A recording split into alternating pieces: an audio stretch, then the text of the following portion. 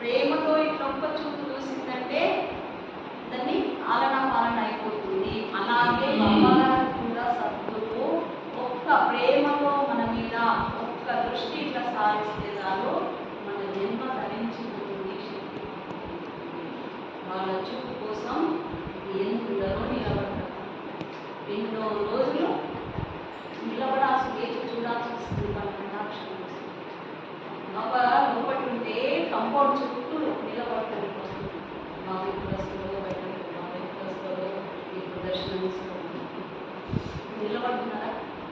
బాబా ఉన్నప్పుడు ఇప్పుడు ఎక్కడ దొరుకుతుంది? దొరుకుతుంది. ఎక్కడెక్కడైతే ఆధ్యాత్మిక ప్రవచనాలు జరుగుతాయో, బాబా యొక్క వార్షికోత్సవాలు ఎక్కడెక్కడైతే జరుగుతాయో, ఎక్కడెక్కడైతే ధ్యాన మందిరాలు ఉన్నాయో, అక్కడక్కడ గ్రంథపారాయణాలు ఎక్కడ జరుగుతాయో అక్కడక్కడ బాబా యొక్క కృప డైరెక్ట్ అందుతుంది. ఉన్నది అందులో అప్పుడు మనల్ని ధన్యులుగా చేసే శక్తి బాగా మనది. కానీ మనకు తెలియదు ఎట్లా.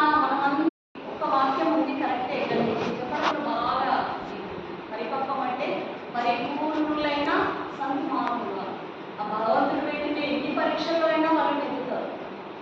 కుటుంబం కష్టాల కాదుగానే వాళ్ళు అడవులకు పోని, అన్నం దొరకకపోని, నిద్ర లేకపోని, ఆహారం లేకపోని అయినా తట్టుకుంటారు. వాళ్ళు ఎంతకు తిరిగి చూడరు. అందుకని వాళ్ళు పరిపూర్ణులని.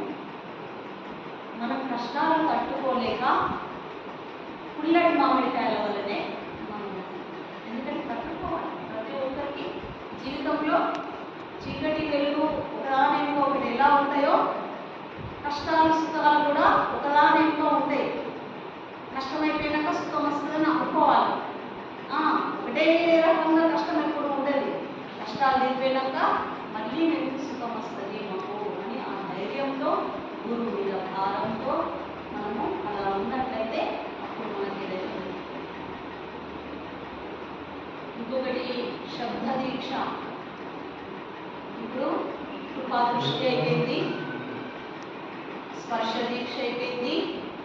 ఇప్పుడు మూడవది శబ్ద